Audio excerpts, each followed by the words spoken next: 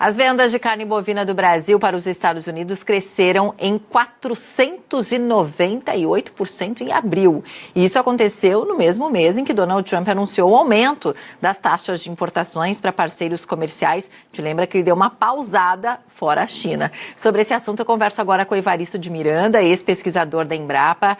Evaristo, bem-vindo por aqui. Explica pra gente o que aconteceu, o que motivou aí esse crescimento de exportação de carne brasileira.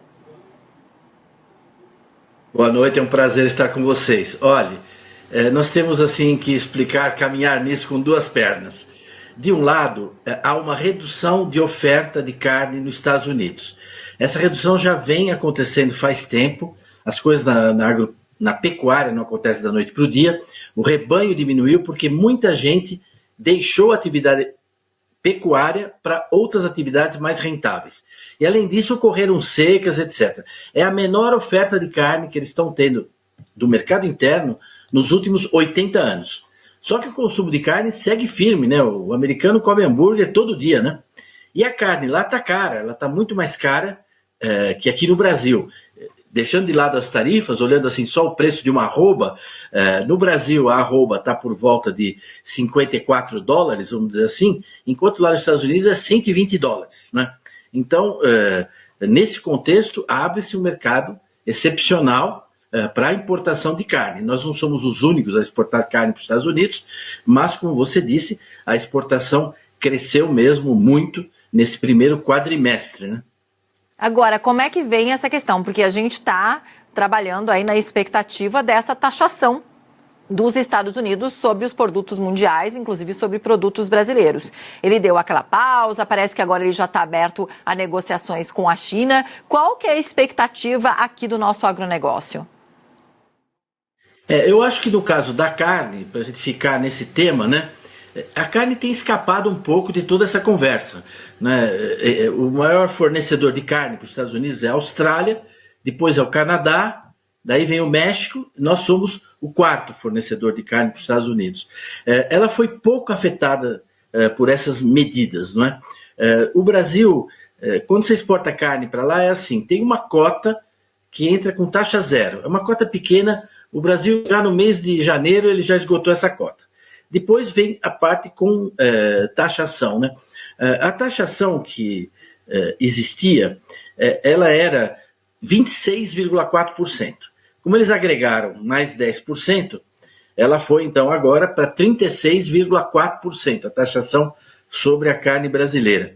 Mas ainda assim, com essa taxação, a nossa carne está barata e competitiva no mercado dos Estados Unidos, né? Então, assim, nesse momento, a carne não tem sido tão afetada, tanto que ele excluiu nas medidas que ele tomou com relação ao Canadá e ao México, a mesma coisa com relação à Austrália, pouco afetada. Agora, a China é o principal destino da nossa carne bovina, né? Da carne bovina aqui do Brasil. O presidente Lula já chegou por lá. O que a gente pode esperar aí dessa visita? Bom, você tocou num ponto muito relevante para quem está nos assistindo ter uma ideia, não é? Em 2024, nós exportamos para os Estados Unidos 229 mil toneladas de carne bovina. 229 mil, né?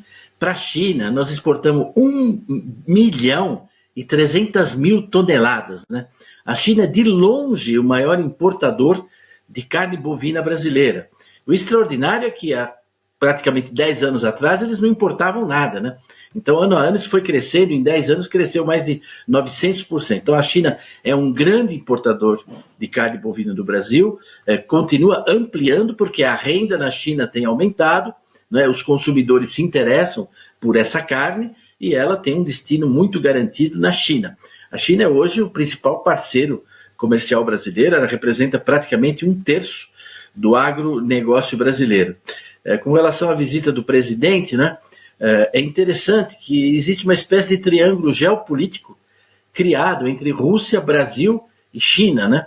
Quer dizer, a Rússia é um grande produtor de fertilizantes, um grande fornecedor de fertilizantes para o Brasil. A nossa agricultura precisa desse fertilizante e com esse fertilizante a gente produz comida para a China, né?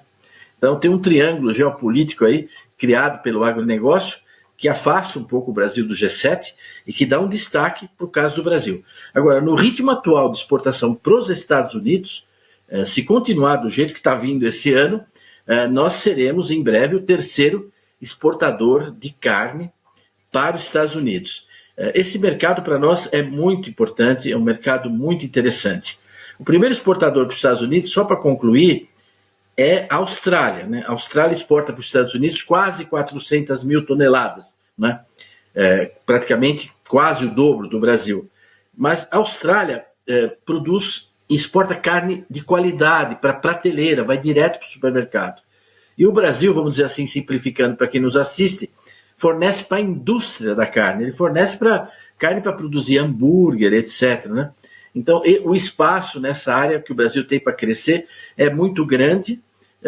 Mesmo que aumente muito os Estados Unidos, isso a gente dá conta de continuar atendendo os Estados Unidos, a China e o terceiro mercado nosso que tem aumentado muito, que são os Emirados Árabes Unidos. E do que depende? Você falou, olha, se continuar assim, a nossa exportação de carne para os Estados Unidos vai ser um ótimo ano. Eu estou aqui com números, as exportações do ano ultrapassam 4 bilhões e meio de dólares. De janeiro a abril, o Brasil exportou 950 mil toneladas de carne bovina, um aumento de 13,5%, se a gente comparar o mesmo período de janeiro a abril de 2024. Receita aí somando mais de 4 bilhões e meio de dólares, crescimento de 23,7%. Você está otimista que a gente vai aumentar esses números aí nos próximos meses? E do que depende essa relação aí com os Estados Unidos aumentar ainda mais daqui para frente, Evaristo? Vamos falar então de duas coisas. Uma é o crescimento da exportação de carne pelo Brasil, não é? O Brasil está exportando aí mais de 7 milhões de toneladas, mas, por exemplo, em 2024, com relação a 2023, nós aumentamos praticamente 26% a exportação de carne, né? Qual é um país que é o maior exportador mundial? Claro, o maior exportador, você esperaria que ele aumente 1%, 2%, 5%, mas de um ano para o outro nós aumentamos 1/4, e é possível que esse ano a gente cresça ainda mais. Então nós temos essa competência, essa capacidade, temos uma pecuária muito competitiva, cada vez mais competitiva, muito variada. Então os produtores, a pecuária brasileira é capaz de dar resposta para isso, e temos grandes empresas da área de frigoríficos no Brasil, não vou nomear aqui ninguém, mas nós temos peso internacional nisso, né? Então nós somos capazes de atender esse desafio. Não vejo assim grande dificuldade. É importante para quem nos assiste saber que o Brasil só exporta 27% da carne que ele produz. Não é? 73% da carne bovina produzida no Brasil é consumida pelos brasileiros, é consumida aqui. Nós estamos realmente exportando excedentes. Agora, para encerrar também, Evaristo, eu queria te perguntar como é que isso impacta no preço da carne aqui no Brasil. A gente teve recentemente uma pesquisa da Paraná Pesquisas, perguntando se o brasileiro acredita naquela promessa de campanha do presidente Lula, que vai comprar uma picanha mais barata, enfim. A maior parte dos brasileiros não acredita. A gente mostrou também por aqui os números do IPCA que foram divulgados ao longo dessa semana pelo IBGE, ou seja, o grupo de alimentação continua aí com os preços muito elevados. De que forma? Às vezes a exportação é boa para o agronegócio, mas às vezes não é muito boa para o preço aqui do alimento, do produto interno do Brasil. Como é que tudo isso acaba impactando no preço da carne por aqui no país? E qual que é a sua expectativa também desse preço para os próximos meses? Não, Paula, as exportações elas ajudam a diminuir o preço no Brasil, ao contrário do que as pessoas pensam. Você vê a exportação de frango, nós produzimos 14 milhões de toneladas, exportamos praticamente 1/3. Mas o que a gente exporta não é a mesma coisa que a gente consome aqui. A gente exporta muito pé de frango, pata de frango, partes que a gente, pescoço, não se consome aqui no Brasil, mas consome muito na Ásia. Isso ajuda a baratear o preço aqui. É ilusório imaginar que se a gente parasse as exportações, o preço ia diminuir aqui. Não, ele vai aumentar se a gente parar de exportar, porque nós vamos ter que incluir aqui para o brasileiro pagar, por exemplo, essas carnes menos nobres, como o pé de frango e por aí vai, né? Agora, o que está causando a dificuldade de acesso é o aumento dos preços, é a inflação. Mas essa inflação ela não vem do agro, ela vem do governo, né? O governo, para você ter uma ideia, nós estamos vendo aí imagens, tudo está embalado em plástico, certo? A carne, tudo é embalado em plástico, as caixas embaladas em plástico. Quer dizer, o plástico entra em todo esse processo. As rações chegam embaladas em plástico. Bem, o plástico, ele tinha uma taxação até o início de 2023, a importação de resinas plásticas pelas indústrias brasileiras para produzir o plástico, né, que ajuda a condicionar as coisas no supermercado. Pois bem, a importação dessas resinas pagava um imposto de 4%.